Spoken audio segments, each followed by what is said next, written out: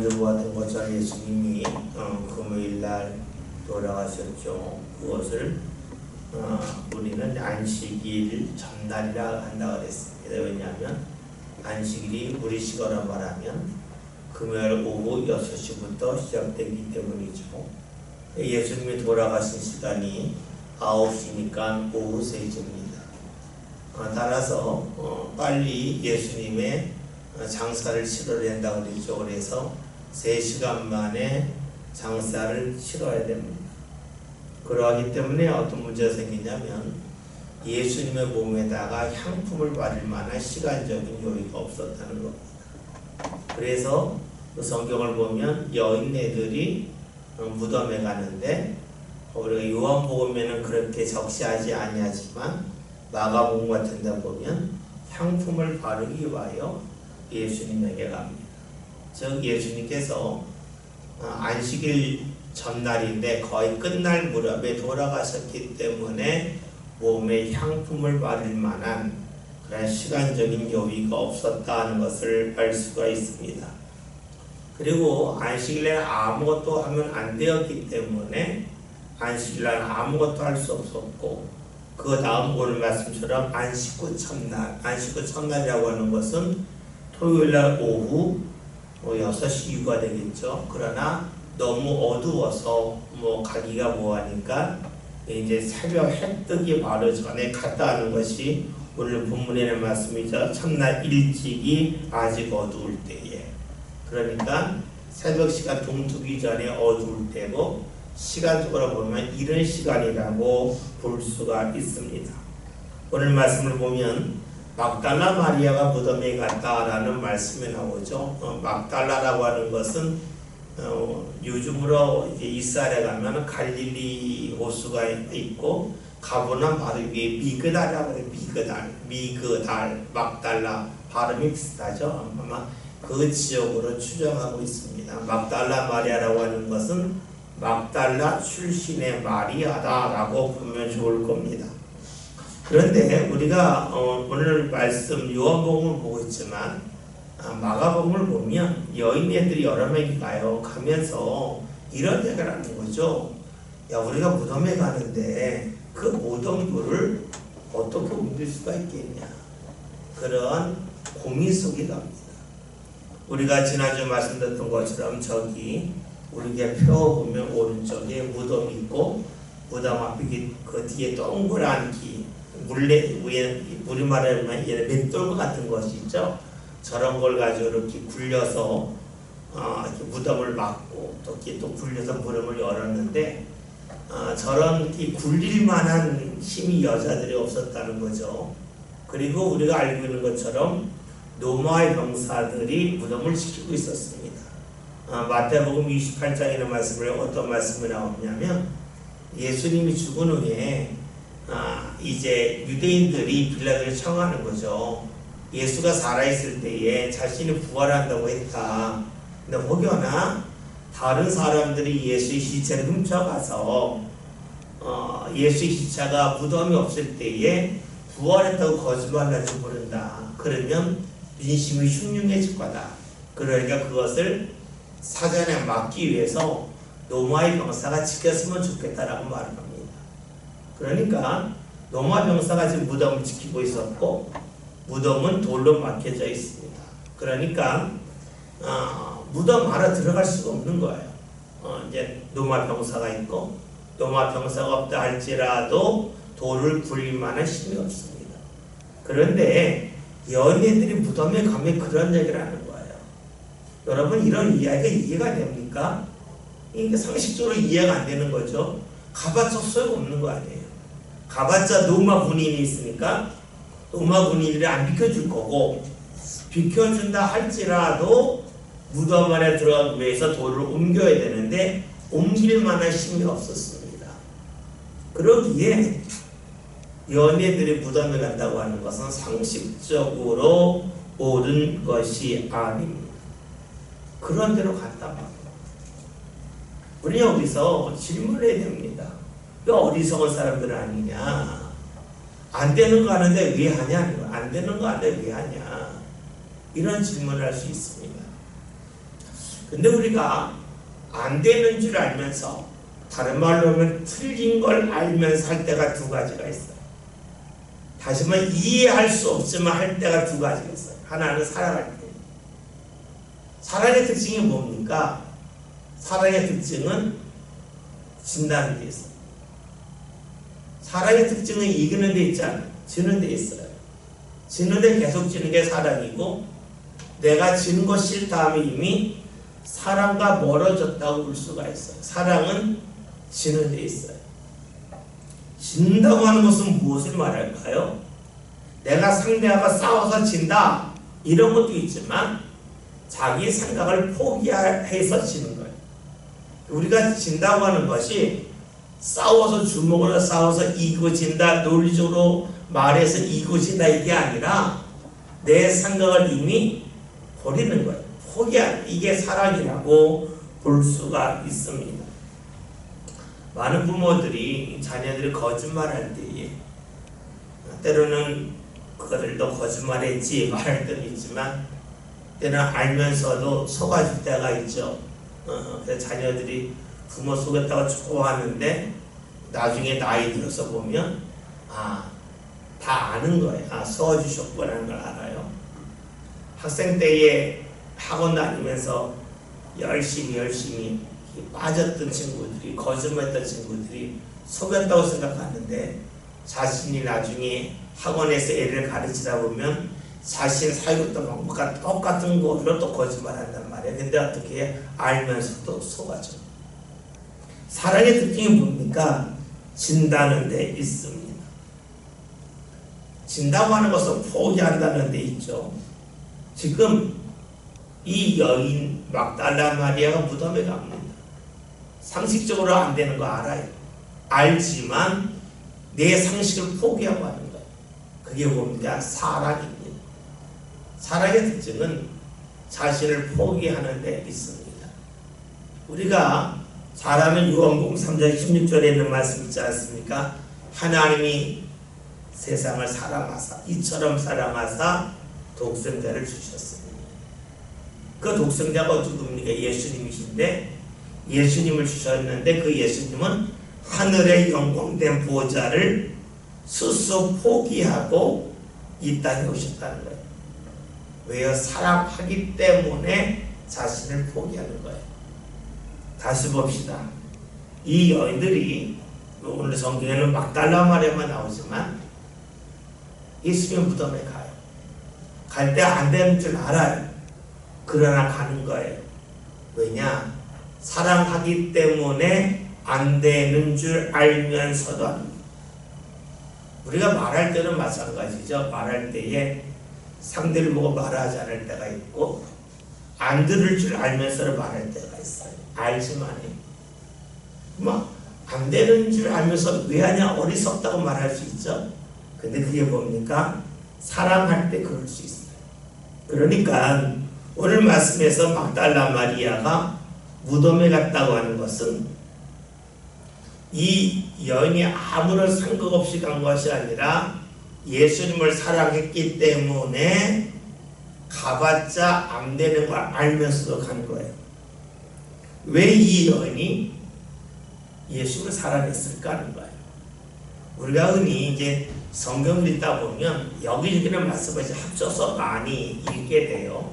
그래서 일곱 귀신 들렸던 여인이 나오는데 그 여자가 막달라 마리아일 거다 이렇게 추정을 하고, 또 우리가 누가복음 7장에 있는 말씀을 보면 예수님이 집에 들어갔을 때에 옷값을 깨뜨려서 예수님 발에 붓고 또 눈물로 흘리고 자기 머리털로 예수님의 발을 닦는 그 여인이 나오죠. 그때 사람들이 하는 이야기가, 예수가 선지자라면 저 여인이 죄인인지 알 텐데 어떻게 저를 봤냐라고 예수님을 책망하는 내용의 말씀이 나옵니다. 그래서 사람들이 이 옥합을 깨뜨린 여인이 요한복음 12장에서는 나사로의 누이가 마르다와 그러니까 마리아가 있잖아요. 근데 거기서는 마리아가 깨뜨렸다고 나오죠. 우리가 누가복음에는 그 여자의 이름이 나오지 않아요.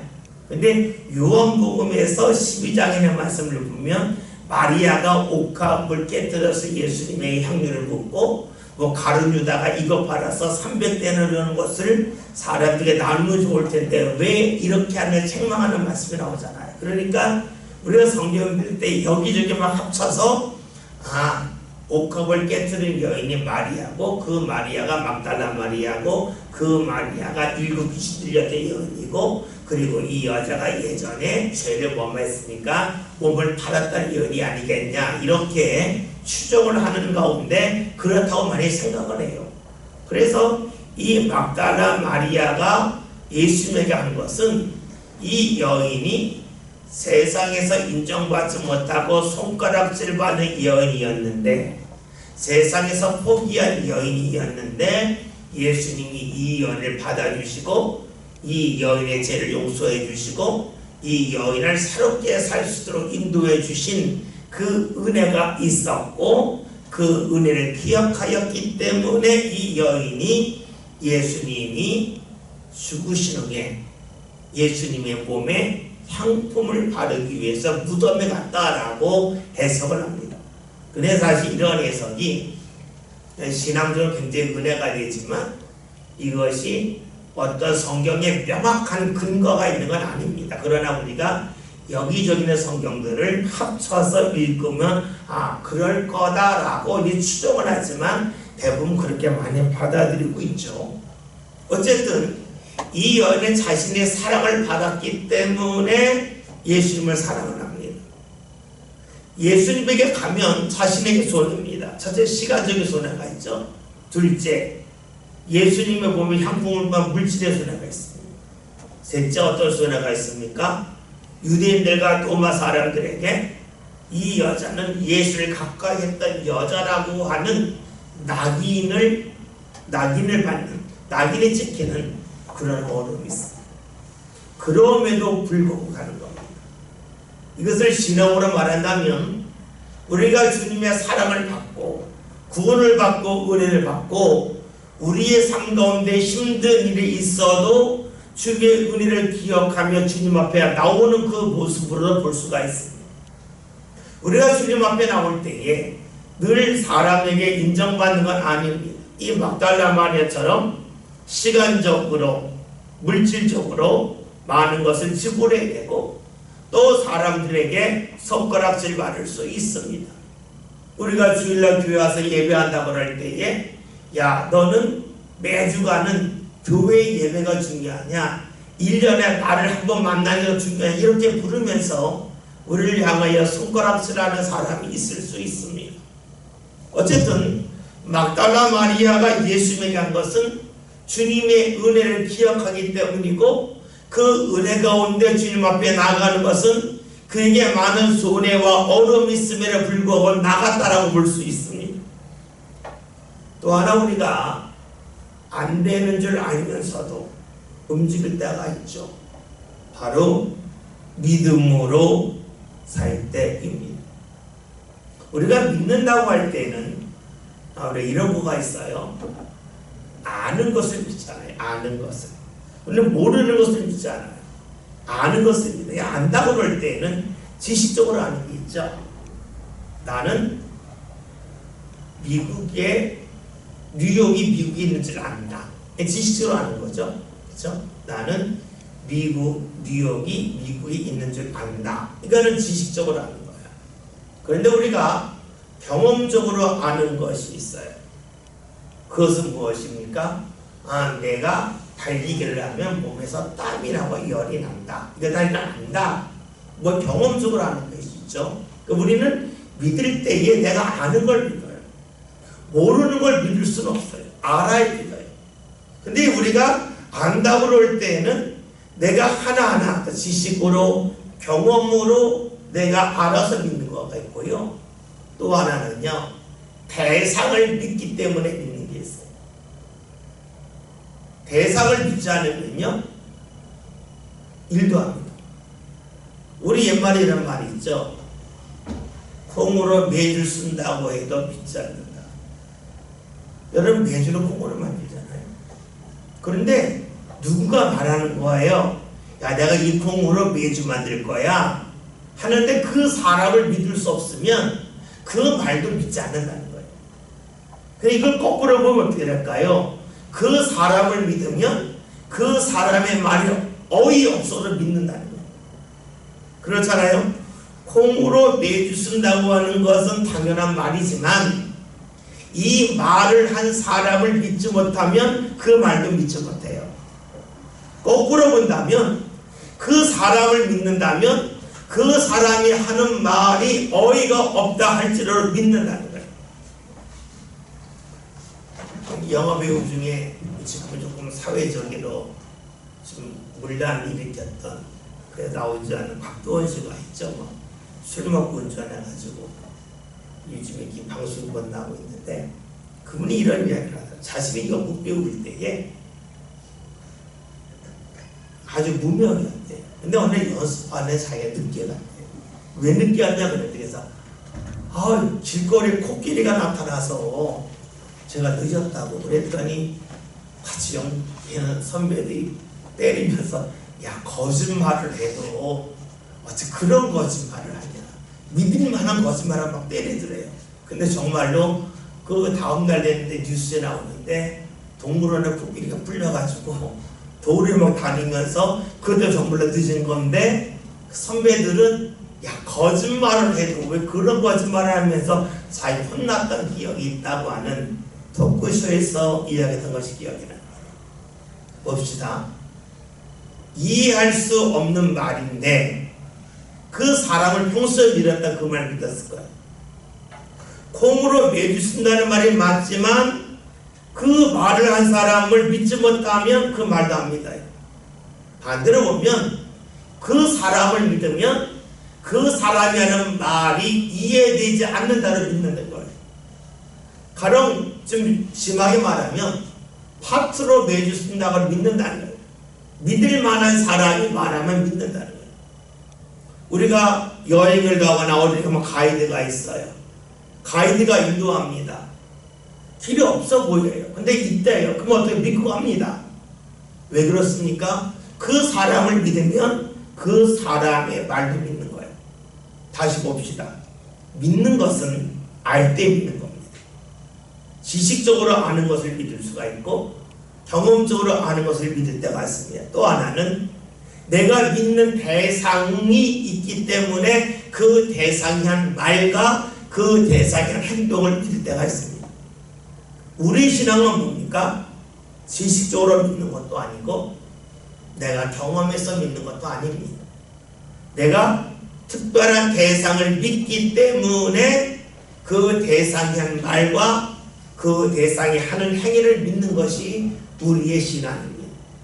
그러기에 우리가 믿을 때에 신앙을 가졌을 때에 말씀이 논리적으로 맞냐 틀리냐 그 일이 논리적으로 맞냐 틀리냐를 묻는 그 자체는 어리석음입니다. 왜냐? 믿는 것은 내가 지식과 경험으로 믿는 게 아니라 어떤 대상을 믿기 때문에 그 대상의 말과 그 대상이 한 행위를 믿는 것이기 때문에 그래요. 우리가 성경에서 태초에 하나님이 천지를 창조하십니다. 아무도 안 봤잖아요. 본 사람이 없잖아요. 근데를 믿는단 말이에요. 왜요? 하나님을 믿기 때문에 그걸 믿는 겁니다. 뭐 과학자들은 빅뱅이라는 얘기예요. 빅뱅이 뭐냐면 펑 터졌다는 거예요. 지금도 이것이 증명되는 거가 이 세계가요 점점 확장된답니다. 커지기 때문에 우주가 커지기 때문이다. 그래서 몇 년 전에 별자리와 몇 년 지난 다음에 별자리를 보면 별자리의 간격이 넓어졌다는 거예요. 넓어졌다는 것은 팽창됐다는 거고 거꾸로 가면 어떻게 해요? 점점 더 좁아졌다는 거죠. 그래서 과학자 빅뱅 펑 터져서 지구가 이 우주가 생성되었다고 말을 해요. 그럼에도 불구하고 우리 하나님을 믿는 이유가 어디 있습니까? 하나님을 믿기 때문에 하나님이 하신 말과 하나님이 하신 행위를 우리가 믿는다고 볼 수가 있어요. 다시 봅시다. 막달라 마리아가 예수님 무덤에 갑니다. 가면 로마 병사가 지키고 있고 로마 병사가 없다 할지라도 예수의 무덤을 자신이 무덤을 막는 돌을 옮길 만한 힘이 없음을 압니다. 그런데도 간에 둘 중 하나 그렇죠. 사랑하면 이해할 수 없어를 한다. 둘째, 믿으면 한다라고 볼 수가 있습니다. 그렇죠. 막달라 마리아는 지금 무덤에 갔는데 간 이유는 둘 중 하나예요. 예수를 사랑했거나 예수를 믿기 때문에 간다고 볼 수가 있습니다. 오늘 말씀을 보면 막달라 마리아가 일찍이 아직 어두울 때에 갔다라고 말씀합니다. 다시 말하면 본인이 움직일 수 있는 가장 빠른 시간에 움직였다 하는 것을 알 수 있습니다. 즉 무덤에 가기 위해서 철저하게 준비하고 그가 갔다는 겁니다. 그런데 이 예언이 무엇을 봅니까? 돌이 옮겨진 것을 봅니다. 자신이 생각하지 못했던 일을 보게 되죠. 우리가 하나님의 일을 경험하는 것은 바로 이러하다는 겁니다. 나는 이해할 수 없지만 내가 최선을 다해 움직였더니 내가 생각하지는 못했던 일을 주께서 보게 하신다는 것이 오늘 성경이 우리에게 주시는 말씀입니다. 우리가 하나님을 왜 찾습니까? 그것은 하나님이 하시는 일이 내 기대 속에서 다 이루어지는 것이 아니기 때문에 그렇습니다. 하나님이 하시는 일은 내 기대를 넘어서기 때문입니다. 내 기대를 넘어선다고 하는 것은 내 힘으로 할 수 없지만 하나님은 하신다는 겁니다. 우리가 이런 말을 많이 하죠. 말을 우물가로 끌고 갈 수는 있지만 우물가에서 물을 먹일 수는 없다는 말이 있죠. 이것을 사람에게 적용하면 자녀를 낳을 때에 겉을 낳지 속을 낳냐 이 말과 똑같은 말이죠. 겉은 낳을 수 있지만 속은 받을 수 없다. 말을 끌고는 갈 수 있지만 먹일 수는 없다는 거예요.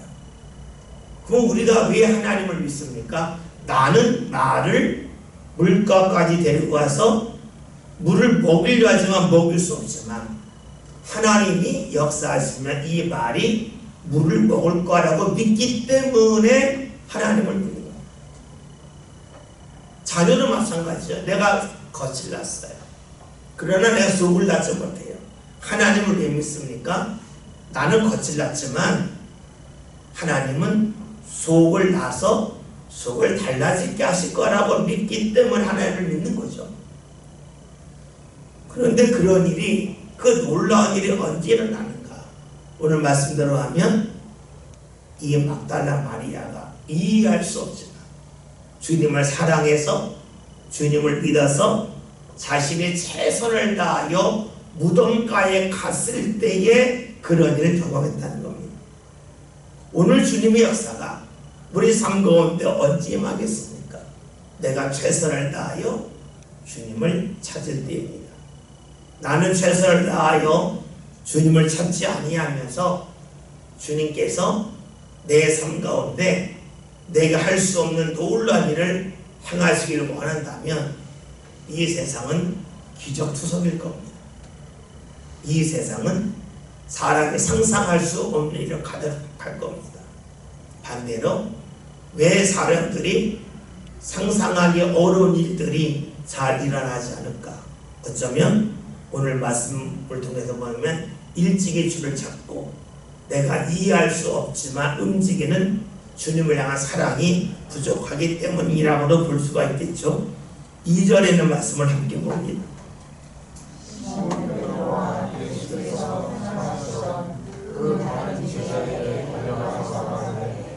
사람들이 주님을 무덤에서 가져다가 어디 두었는지 우리가 알지 못하겠다. 아멘. 성경에서 이 이름이 달라진 사람이 몇 명 나오잖아요. 우리가 구약 성경을 보면 야곱의 이름이 나중에 이스라엘로 바뀌죠. 야곱의 이름이 이스라엘로 바뀌는데 이스라엘의 신앙 이름이고 야곱은 부모가 져준 이름이잖아요. 그래서 성경을 보면 야곱이 신앙적으로 반응할 때에는 이스라엘이라는 이름으로 나와요. 그리고 야곱이 철저하게 인간적일 때는 야곱이라는 이름으로 많이 등장을 합니다. 그래서 우리가 지난 몇 주 전에 창세기 48장에 있는 말씀 본 적이 있잖아요. 이스라엘이 요셉이 두 아들을 놓고 기도할 때 어긋나서 기도하게 하는 그 말씀을 한번 기억이 났을 거예요. 거기서는 이스라엘로 나오죠. 오늘 말씀에서는 베드로라고 나오지 않고 시몬 베드로라고 나와요. 시몬이라고 하는 말은 듣는다, 갈대다, 팔랑귀다, 너무 남의 말에 흔들린다는 말이고, 베드로는 반석이다, 바위다, 흔들리지 않는다는 것이 돼요. 그런데 오늘 말씀에서 시몬 베드로가 나오는 것은 지금 그가 신앙적인 모습과 인간적인 모습이 같이 나타나는 그런 것을 우리가 볼 수가 있겠죠. 그런데 시몬 베드로와 예수께서 사랑하시는 그 다른 제자, 아마 요한으로 우리가 추정을 합니다. 그에게 달려갔습니다. 즉 막달라 마리아가 예수님의 무덤에 돌이 옮겨진 걸 보면서 어떻게 했냐면 베드로와 요한에게 가서 그 일을 말합니다. 근데 말하면서 하는 이야기가, 사람들이 주님을 무덤에서 가져다가 어디 두었는지 우리가 알지 못하겠다 합니다. 즉 이 여인이 무덤에 간 것은 믿음으로 간 것은 아님을 알 수가 있겠죠. 믿음으로 갔으면 예수님 부활하셨다고 말할 텐데 누가 훔쳐놓은 거 아니겠냐라고 말하는 것은 예수님을 사랑해서 갔음을 우리가 확인할 수가 있습니다. 그런데 지금 왜 이 여인이 막달라 마리아가 베드로와 요한에게 갔을까 하는 겁니다. 또 하나, 갔는데 이걸 굳이 왜 성경에 기록했겠냐는 겁니다. 예수님이 행하신 일들과 예수님의 부활로 일어난 일이 엄청나게 많잖아요.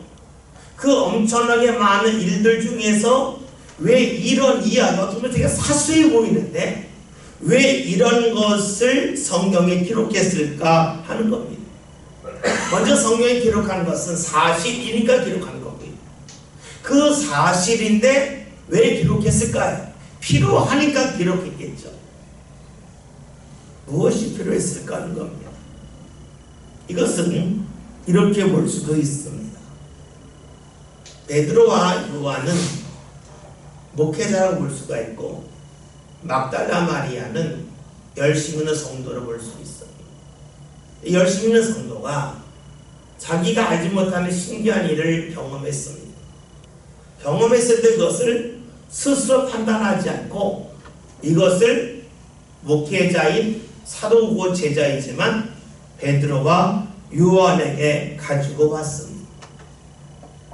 이것이 이 당시에는 별로 중요한 일이 아니었겠지만 요한복음이 기록될 당시에는 그런 일이 중요하다고 여겼을 겁니다. 왜냐하면 교회가 생기고 조직이 되면서 많은 혼란이 있었는데 그 혼란을 질서 있게 잘 다스릴 수 있는 방법이 무엇인가, 그것을 이제 예수님의 부활과 연관지어서 하나하나 떠올리면서 성령께서 기억나게 하셨겠죠. 그게 뭡니까? 막달라 마리아가 무덤에서 돌이 옮겨진 걸 보고 자신이 직접 들어가지 않고 이것을 가지고 이제 알려주기 위해서 베드로와 요한에게 왔다 하는 것이죠. 우리가 몸이 아플 때에 별별 걱정을 많이 하죠. 목시암 아니야? 이거 부작용 아니야? 막 이러다가 의사를 만나면 간단할 때가 있죠. 당신 약 먹는 거 뭡니까? 그 약 안 먹으면 괜찮아져요. 이 약 안 먹었더니 낫기도 하고 그럴 때가 있어요. 다시 말하면 나 혼자 고민하면 큰 문제인데 의사를 만났을 때에는 그 고민이 물론 안 풀릴 때도 있지만 대부분은 쉽게 풀어집니다.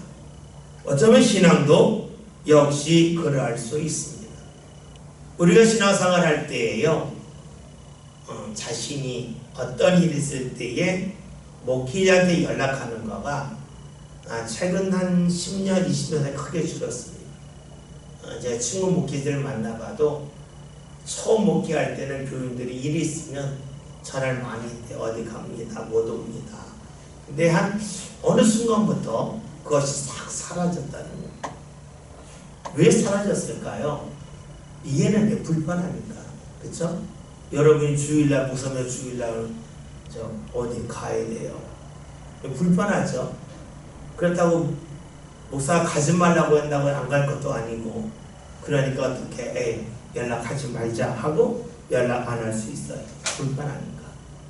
근데 여러분, 이 불편해서 안 하면 어떻게 해요? 나중에는 불편한 것에 대한 인식이 없어져. 나 스스로 무언가 조절할 일이 없어져요. 내가 잘못된 거 알지만 내가 믿음이 부족하거나 내가 좀 누구한테 말하기 어려운 일로 인해서 내가 주님을 잠시 멀리할 수 있어요. 옳지 않음을 알아요. 그러나 그렇게 살 때가 있어요. 근데 이것을 내가 누군가에게 말한다고 하는 것은 나수 한번 걸러지는 효과가 있어요. 근데 그걸 안 하게 되면 어떻게 될까요? 그 다음에 걸려지는 것이 없어요. 제가 첫 목회지에 갔을 때에 이제 지하수가 나오더라고요. 교회에서 지하수를 파가지고. 근데 제가 그 당시 어떤 마음을 가졌냐면 시골에서 지하수를 먹으면 얼마나 깨끗하겠는가. 정말 깨끗할 거다 라고 여기고 그 물을 그냥 막 마셨어요.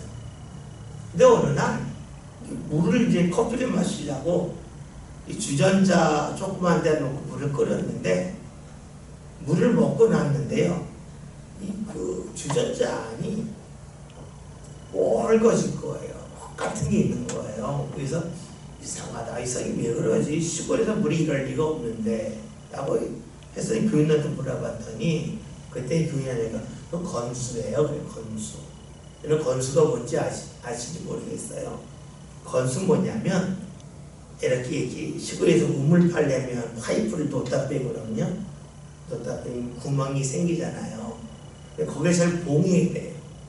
잘 봉하지 않으면 비가 왔을 때에 물이 그냥 쑥 안으로 들어가는 거예요. 빗물이 되어버려요. 원래 우리가 정수기라고 하는 거가 필터가 있어서 필터를 걸르면서 물이 깨끗해지잖아요. 근데 지하수가 깨끗한 이유도 지하에 있기 때문에 깨끗한 게 아니라 빗물이 땅속으로 들어갈 때에 계속 어떻게 필터를 통과하는 효과가 있어서 그 물이 지하에 흐를 때 그 물이 깨끗한 거지 그냥 깨끗한 건 아니잖아요. 근데 똑같은 지하에 있는데 필터처럼 이 흙을 타고 들어간 물은 깨끗해지는데 그냥 파이프 타고 쑥 들어가는 것은 그 물이 깨끗하지가 않아요. 똑같은 자리에 있는데 건수 직접 들어가는 거는 물이 안 깨끗하고, 똑같은 자리에 있지만 필터를 거치면 그 물이 깨끗해져요.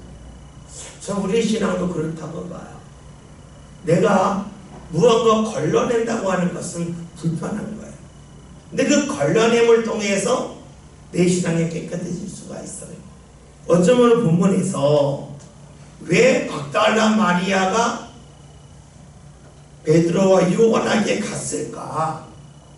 이 일이 얼마나 중요하다고 기록했을까?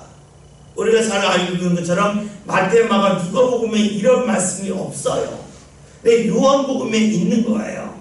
근데 우리가 성경을 연구하는 학자들의 말에 의하면 요한복음이 가장 늦게 기록되었다는 거예요.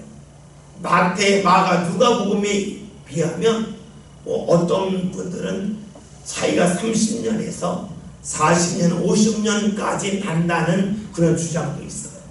굉장히 차이가 많이 나요. 그걸 왜 기록했을까 하는 거예요. 그것은 필요하니까. 왜 필요했을까?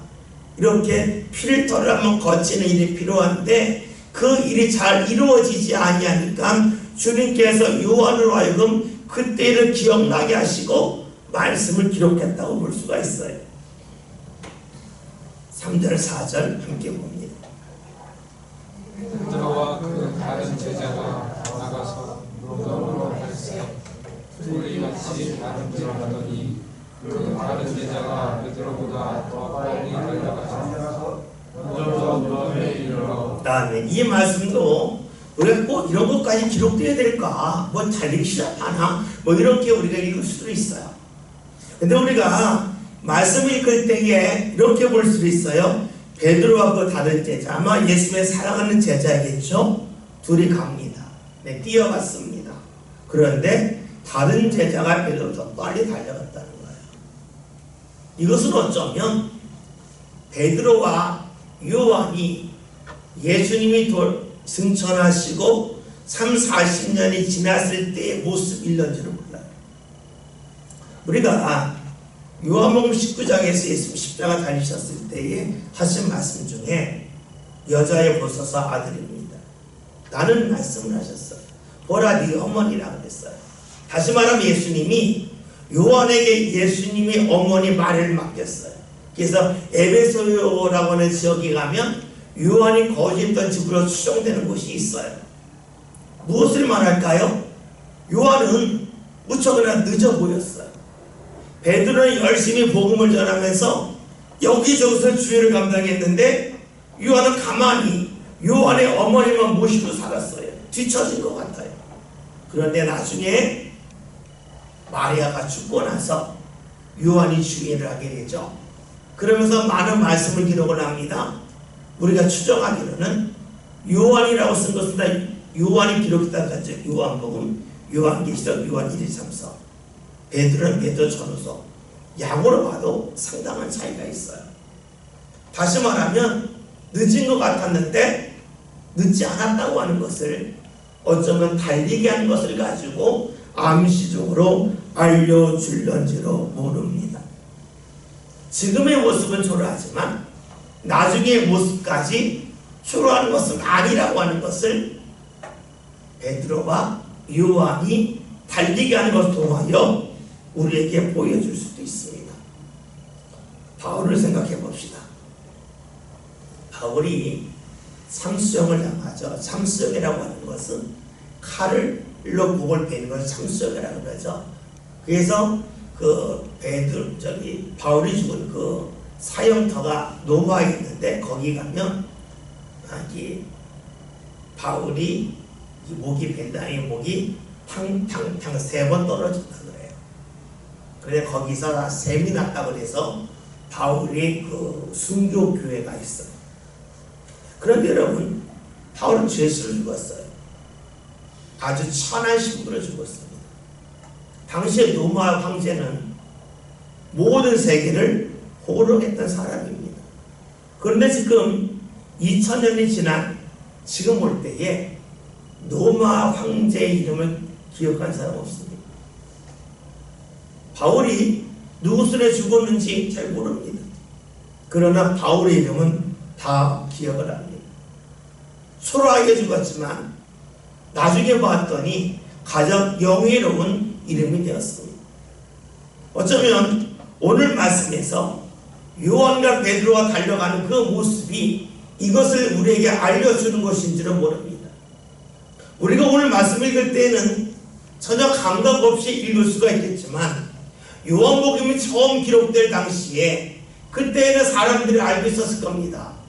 예전에는 베드로의 이름이 크게 알려졌고 베드로가 크게 쓰임받았고 요한은 어디 있는지도 몰랐는데 어느 날 보았더니 요한이 나타나서 주의를 크게 하게 되었고 또 하나님의 놀라운 계시를 받게 되고 놀라운 말씀을 전하는 것을 사람들이 보게 되죠. 그러면서 요한이 언제 이렇게 갑자기 나타났을까 하는 것을 사람들이 느끼게 됩니다. 아마 이것을 말씀 속에서 우리에게 알려주는 것이 이 말씀이던지도 몰라요. 같이 달려가는데 요한이 앞서갔다는 겁니다. 말씀을 볼까요? 5절 6절 함께 봅니다.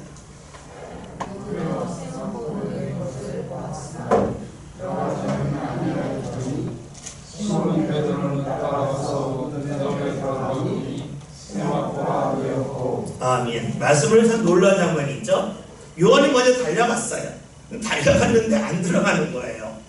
달려는 갔는데 안 들어가고 베드로가 올 때까지 기다렸다가 베드로가 먼저 들어가게끔 합니다. 철저하게 베드로를 존중하는 모습을 보여줍니다. 여러분 생각해 봅시다. 이때의 베드로 어떠한 베드로입니까? 예수님을 3번이나 모른다고 부인했던 베드로입니다. 요한은 어떠한 요한입니까? 예수님의 어머니를 섬기는 그 일을 할 요한입니다.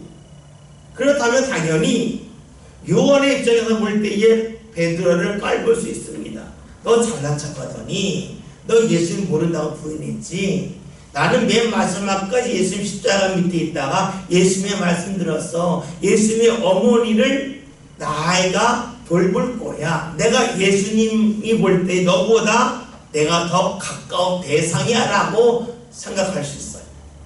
그리고 그런 마음을 가지고 베드로를 업신여길 수도 있어요. 근데 오늘 말씀을 보면 요한은 그렇지 않아요. 베드로를 철저히 존중해 줍니다. 여러분 이것은 무엇을 말할까요?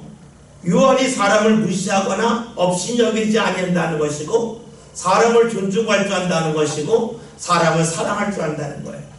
그러하였기에 우리가 잘 아는 것처럼 요한 1서에서 반복되는 말씀이 뭡니까? 하나님은 사랑이시라는 거예요. 요한이 어떤 사람이었습니까? 사람을 함부로 업신여기지 않고 사람을 대할 때 사랑으로 대할 줄 알았더니 하나님께서 그에게 말씀을 주시는데 다른 사람에게 주시지 않는 말씀을 요한에게 주셔요. 그래서 하나님은 사랑이시라고 하는 것을 증언케 하셔요. 하나님이 말씀을 전하는 사람에게 입만 잘 움직이는 사람에게 전하게 하시겠습니까? 아니면 행함이 있는 사람에게 그 말씀을 주시겠습니까? 당연히 행함이 있는 사람에게. 다시 말하면 하나님은 말씀을 주실 때에 그 사람의 삶에 맞게끔 말씀을 주시고 그 사람의 성품에 걸맞게 말씀을 주신다는 거예요. 그런데 요한은 다른 사람을 사랑을 존중할 줄 알았어요. 그리하였더니 하나님이 그에게 주신 말씀이 많아진 거예요. 베드로에게 주신 말씀보다 요한에게 주신 말씀이 훨씬 더 많아요. 왜 그랬을까요? 그의 성품이, 그의 삶이 하나님이 보시기에 아름다웠기에 그에게 주실 말씀도 많았고 그를 통하여 하실 일도 많았던 거예요. 만약에 요한이 베드로를 보면서 너 잘난 척하더니 너 예수님 부인이나 하고 하면서 업신여겨서 무덤에 먼저 달려갔다가 자기가 먼저 쑥 들어갔다면 어떠했겠습니까? 하나님께서 그에게 하나님은 사랑이시라는 말씀을 주지 않았겠죠. 다시 말하면 하나님이 그를 사용하는 범위가 줄었을 거예요. 그러나 그는 남을 존중할 줄 알았고 사랑할 줄 알았어요. 그러니 하나님이 그에게 주시는 말씀이 드러났습니다. 그렇다면 오늘 우리 여기서 알 수 있는 것이 있어요. 하나님이 나를 통하여 하실 일은 나의 성품과 나의 삶을 통해서 그 범위가 늘어날 수 있고 좁아질 수 있다는 거예요. 다시 말하면 하나님이 물을 부어주시는데 은혜의 물을 부어주시는데 그 하나님 부어주시는 곳을 향하여 이 아구가 딱 맞으면 물이 차고 넘치겠지만 이 아구를 비틀어 놓았다면 똑같이 물을 부어주신다 할지라도 은혜의 물을 부어주신다 할지라도 그 안에 들어가는 물은 크게 줄어들겠죠. 오늘 우리가 어떤 성품을 갖냐, 얼마나 남을 사랑하고 아끼냐에 따라서 하나님이 우리에게 주시는 말씀의 범위가 달라진다고 하는 것도 말씀을 통하여 볼 수가 있겠죠. 7절 마지막 절 보겠습니다.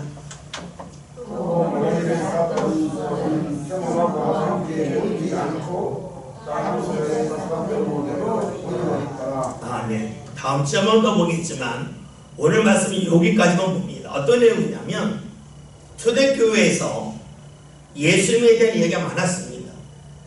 몇 번 말씀드렸죠. 예수님이 십자가에서 죽은 게 아니라 기절한 거다. 이런 이야기 있었고요. 또 하나는 초대교회에서 이런 이야기가 있었어요. 예수님이 동생이 있는데 야고보가 있어요. 뭐 성경에는 디두모라고 하는 디두모 도마가 나오죠. 디두모가 쌍둥이잖아요. 쌍둥이. 그런데 예수님이 돌아가셨는데 어느 날 예수님의 동생 야고보가 나타났는데 그 얼굴이 예수님과 너무 비슷했다. 쌍둥이처럼 비슷했다. 디두모. 그래서 사람들이 예수님이 부활한 게 아니라 예수님의 동생이 나타났는데 그 동생을 보고 착각을 해서 예수님이 부활했다고 했다. 뭐 하여튼 온갖 주장이 다 많았어요. 근데 그것에 대해서 성경에서 하나하나 많은 것을 반박하는 말씀이 있는데 예수님이 돌아가실 때에 허리에 창에 찔렸더니 피와 물이 나왔다. 이 말씀도 있고 예수님이 목마르는 말씀도 있잖아요. 그런데 또 간접적인 증거 중에 나온 말씀이에요. 만약에 예수님이 돌아가시는 누가 시체를 훔쳐갔다면 여러분 도둑놈이 물건을 훔치고 갑니다. 도망가기 바쁘죠. 어떤 도둑놈이 물건을 훔치고 정리하고 가겠어요.